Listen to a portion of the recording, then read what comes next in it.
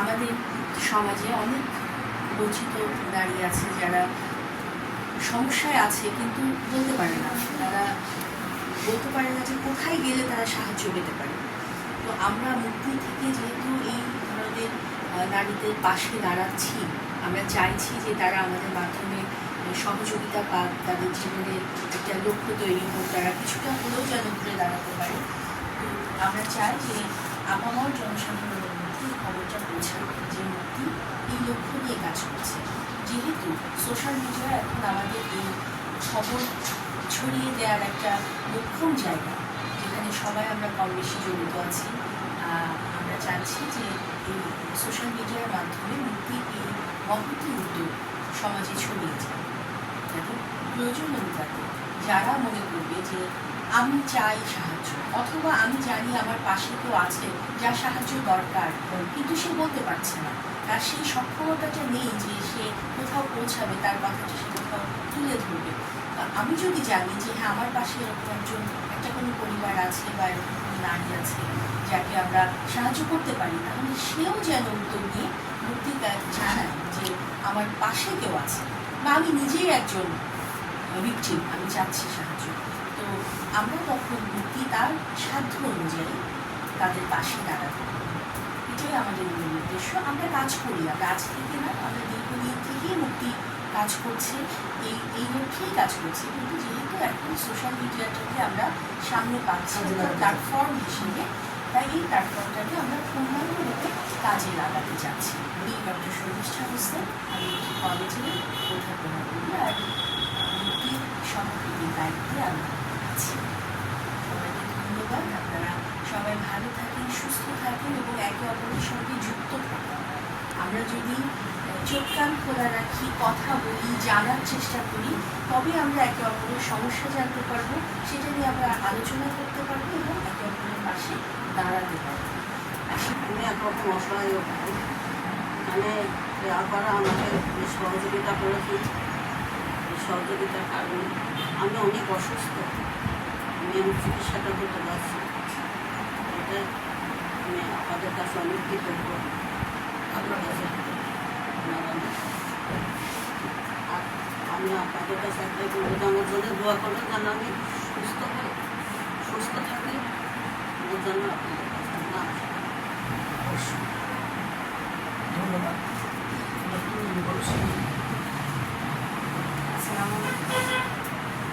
আমার হাঁটুটা চলে যাওয়ার পরে আমি চাষি আমার খুব সহযোগিতা করেন। দুটো বাচ্চা আছে, মেয়েটা 2 বছরের, ছেলেটা আমার পাশে আছে। আমি আলহামদুলিল্লাহ। ধন্যবাদ। তাহলে আমরা এই পর্যায়ে আমরা তো যে উদ্দেশ্যে করছি সেই উদ্দেশ্যটা তো আমি আগেই বলেছি যে আমরা এটাকে নিয়ে আরও যাতে মানুষ যারা জানতে পারে এবং কী অবস্থায় আমরা কী করছি, এই যে 4টা ধাপ করলাম, যে প্রথমে কাউন্সিলিং, তারপরে মিডিয়েশন, তারপরে হচ্ছে লিগালের, তারপর লিগালের নিতে যে যার শেল্টার দরকার সেই শেল্টার, 4টা ধাপ। তো এইভাবে এখন একসময় আমার অবস্থা খুব ভালো ছিল, এলাকার মানুষ সবাই জানতো আমরা বড়, খুবই ভালো অবস্থা আমরা একসময় ছিলাম। কিন্তু আমার এই 2টা ছেলে অসুস্থর কারণে তাদের প্রত্যেক মাসে 2 ব্যাগ 3 ব্যাগ করে ব্লাড দিতে হয়, ডাক্তার দেখানো লাগে, ব্লাড দেওয়া লাগে, পরীক্ষা নিরীক্ষা করতে গেলে অনেক টাকা পয়সা খরচ হয়। কিন্তু আগের থেকে এখন অনেক আমি দুর্বল হয়ে গেছি। কিন্তু আপার কাছে একদিন বললাম, আপা যাই হোক সহযোগিতা যেটুকু করছে তাতে ব্লাডটা দিতে পারছি, আমি চাই যে আমার বাচ্চাগুলো সুস্থ হয়ে যায়, মানে আমার এই সহযোগিতার প্রয়োজন নাই। এখন তাদেরকে আমি মনে করছি যে পরে একটু ঢাকায় নিয়ে যাবো, কিন্তু অতিরিক্ত ব্লাড লাগছে, মানে ব্লাড ম্যানেজ করা যাচ্ছে। এই মাসে 2 ব্যাগ ব্লাড আমি কত কষ্ট করি, মানে হাত ধরে তার পায়ে ধরতে হয়, কেউ দিতে চায়, তারপরও দেয়। ভালো মানুষ আছে, তাই আমাদের মতো মানুষ আসলে এখনো চলছে, আমাদের ছেলেরা এখনো বেঁচে আছে। তো তাদের যদি একটু সুস্থ হয়, সবার সহযোগিতা আমি ঢাকাতে নিয়ে যাবো। যদি ব্লাডটা একটু কম লাগে তাহলে আমার সমস্যা নেই, প্রত্যেক মাসে রিপোর্টটা কম লাগে, তাহলে দেখা আমি যেভাবে আছে আমি আমাকে চলতে পারি। কিন্তু এমন অবস্থা হয়ে গেছে, মানে একদম খারাপ অবস্থা। ভালো লাগে।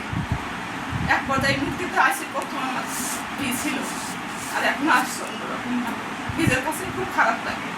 যদি বাচ্চা দুটো সুস্থ হয়ে যায়, আমার আর এগুলো না, আমি আর এগুলো দরকার নেই। সমাজ সেবায় যে আবেদন করছে সেটা কি পেয়েছো? সেটা আবেদন করেছি একবার, আমাকে করে দেয়। কারণ ওরা তো ক্যান্সারের, থ্যালাসেমিয়া, তারপরে কিডনি এইগুলো দেওয়ার কথা। আবেদন করা হয়েছে না? কিন্তু আবেদনে এখনো পাও নাই।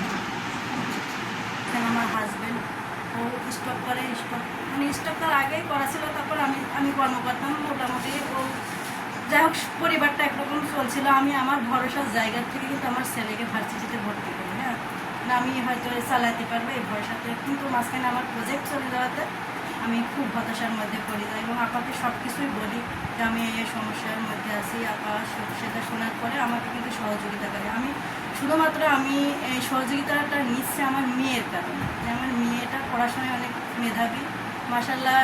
এসএসসিতে হচ্ছে জিপিএ 5 পাইছে, সরকারি কলেজে ভর্তি হয়েছে। তো পড়াশোনা করার জন্য আমি আপার কাছ থেকে কিছু সহযোগিতাও নিচ্ছি। তো আমি চাচ্ছি যে আমি যে সহযোগিতাটা নিচ্ছি আমার মনের কাছে আসলে ততটা ভালো লাগে না যে আমি সহযোগিতা নিয়ে এই কাজটা করছি। নিজে তো সেরকম কর্ম নেই যে আমি করি সেটা করবো। তারপরে আমার হাজব্যান্ড যে কর্ম করতো সেটা বন্ধ হয়ে যাওয়াতে আমি অনেক সমস্যার মধ্যে পড়ি। তো বর্তমানে অনেকটা আস্তে আস্তে আমার ছেলে ভার্সিটিতে ভর্তি করে, ওর প্রায় ভার্সিটির পড়াশোনা এই জুনের শেষ হয়ে যাওয়ার কথা।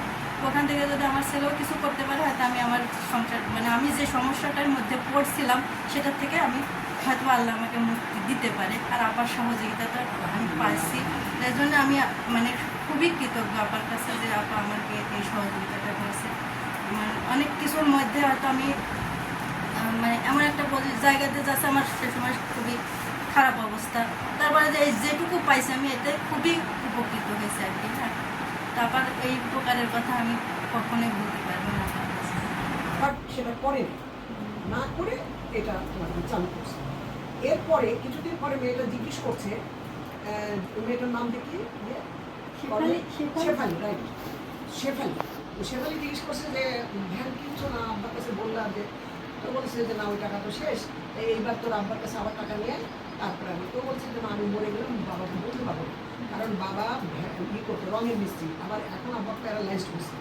তো আমি তো আব্বাকে বলতে পারবো কিভাবে হ্যাঁ কীভাবে বলবো, 4,000 টাকা তখন অনেক টাকা। কত বছর আগে তারপরে হচ্ছে তখনও চাল কাঁসা পিতল ছিল, সেটা বিক্রি করে দিছে, বুঝছো। এখন ও তো দেবে না বলছে যে আমি যদি মরেও যাই ওকে কেরোসিন দিলে দরজাটা টেনে দিয়ে আগুন লাগাই দিচ্ছে। এখন ওই মেয়ে যখন দাপাচ্ছে, দরজা আটকাই দিচ্ছে বাইরে থেকে, তখন ওই পাড়ার লোকজন এসে বেড়ার দরজা ভেঙে ওই মেয়েটাকে দেয়। তার মধ্যে কিন্তু ওর শরীরের কাপড় চোপড় দিয়ে পুড়ে হ্যাঁ পুড়ে হয়ে গেছে। ছবিটা আগের ছবিটা আছে কিনা আমার মনে নেই, হ্যাঁ পোস্টার আছে। ওইটা তখন যখন আমার কাছে আসলো ওর বাবা মা এবং এলাকার লোকজন নিয়ে, তখন দেখে মনে হচ্ছে কি কাঁচা চর্বি গামলাই করে রাখলে খাসির যে চর্বি সাদা একদম হয়ে গেছে। তখন ওইটা আরেকটা হচ্ছে যে ওর এই 2 হাত 4টা লেগে গেছে, জয়েন্ট হয়ে গেছে। হ্যাঁ, এই যে এইখানে আর এইখানে আর তো ওই মেয়েটা কিছুই করতে পারে না। ওর মা সমস্ত গোসল করানো, খাওয়ানো, বাথরুম করানো সব মা করে। এখন মা বলছে যে আমি বুড়ো হয়ে যাচ্ছি, আমি কি করবো, জোয়ান মেয়ে আমি এখন এই, আর মেয়েও কষ্ট পাচ্ছে যে এইটা কেউ চায় যে আমার বাথরুম করাবে। তো যাই হোক, তারপরে ওকে পাঠালাম, এর কাছে বলে ওর কাছে বলে, ডিসিকে বলে, বিটিসিতে বলে, বিটিসি তখন আমার বাসায় ভাড়া থাকতো, তাদেরকে বলে, তারপরে সদনে ঢাকাতে তখন রোকেয়া সদনে, সেই রোকেয়া সদনে 2 বছর ওকে ওর মাকে ওর বাবাকে রাখলাম, রেখে তারপরে তোমার ই করো যে 4টা অপারেশন, কিন্তু 4টা অপারেশন 6 মাস পর পর করতে হয়, একবারে করতে পারে না, দিয়ে সেটা করে 2 বছর লাগবে। এই মেয়েটা যখন অপারেশন করে আনলাম তখন হাতগুলো নিজের কাজগুলো নিজে করতে পারছে। কিন্তু এরা সবাই বললো যে আপনি যদি প্লাস্টিক সার্জারি করান তাহলে হয়তো এই পিঠটা ঠিক হতে পারে। আমি বললাম পারবো না, তো প্লাস্টিক সার্জারির এখানে ব্যবস্থা নেই আর অনেক ব্যয় করবো। তো যাই হোক, এই অবস্থায় ওইটাকে এই করছিলাম। এই কেসগুলো সেই সময় করা, বুঝছো। এবং এইটার জন্য আমাকে মানববন্ধন বলো, স্মারকলিপি দেওয়া বলো, ডিসির কাছে যাওয়া বলো, বিটিসিতে যাওয়া বলো, মহিলা পরিষদে যাওয়া বলো, কত কাজ না করতে হয়েছে।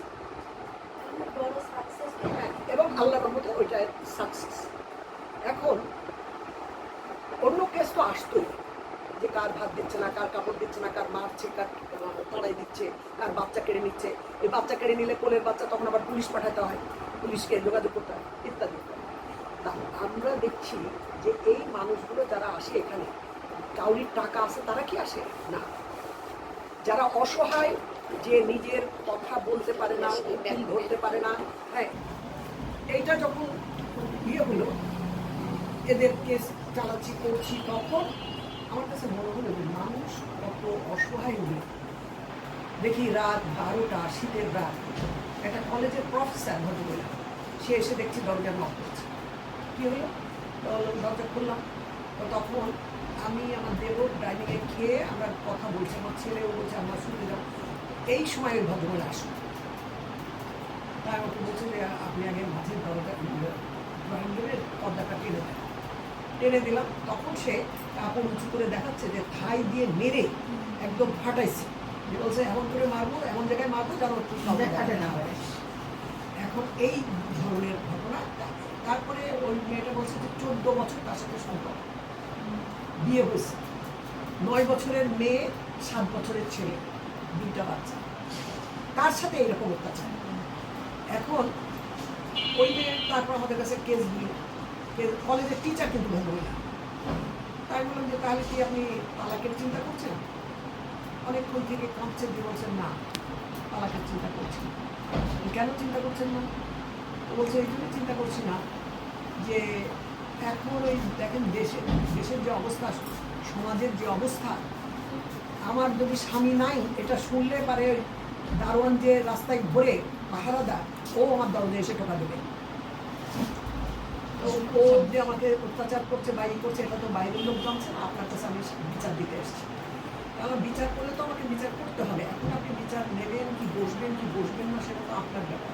নাহলে তো আমি, যাই হোক, তাহলে আমি এখানে দেখলাম যে আমার লার্নিংটা, যে মেয়েটা অত্যাচারিত শেষ পর্যায়ে, শিক্ষিত, নিজে ইনকাম করে, 2টা বাচ্চা হয়ে গেছে, 14 বছরের সম্পর্ক, তারপরও সে নির্যাতন থাকে। এমন পিটাচ্ছে যে রাত 11:30 শীতের রাত আমার বাসায় এসেছে, এসে টোকা দিচ্ছে। আবার দেখছি আরেকটা হিন্দু মেয়ে, সেই হিন্দু মেয়েটার মাথা দিয়ে রক্ত পড়ছে, দর করে রাত্রি 12:30 বাজে। দেখি কি এসে বেল দিচ্ছে। আমি জানালা দিয়ে তাকাই, দেখি দোতলা থেকে লাইট পোস্টের নিচে মেয়েটা দাঁড়ায় আছে। দাঁড়াই থেকে সে তোমার দেখছি যে আমি কি সর্বনাশ, তুমি হসপিটালে যাও? বলছে হসপিটালে যাবো, তো আগে আপনাকে দেখাইনি, তাহলে তো ওরা রক্ত মুছে ফেলবে, আপনি দেখতে পাবেন না। এই জন্য আমি আগে আপনাকে দেখাতে এসেছি। ও কিন্তু মেয়েটা MA পাস এবং এডুকেশন ডিপার্টমেন্টে চাকরি করে। ওর হাজব্যান্ড MA পাস, ও সোশ্যাল ওয়েলফেয়ারে চাকরি করে। চাষি মানুষ বলে যে মহিলারা চাকরি করলে তাদের কেউ কিছু বলবে না, শিক্ষিত করে বড় করে, কিন্তু দেখেন কত নির্যাতিত, শিক্ষিত সবাই, কত নির্যাতিত কপালে থাকে পরের বাড়ি। হ্যাঁ, সেই এখন এই জায়গাগুলো নিয়ে আমাকে চিন্তা করতে হচ্ছে যে এই একটা জায়গা, কি শিক্ষিত, কি অর্ধশিক্ষিত, কি অশিক্ষিত, কি বিত্তবান, কি বিত্তহীন, সমস্ত মানুষের জীবনে কোনো না কোনো সময় এগুলো আসছে। অতএব আমাদের এই লিগাল এডকে এমন শক্তিশালী করতে হবে, এমন তাদের জন্য উন্মুক্ত করতে হবে, তারা যেন সমস্ত সময় আসতে পারে।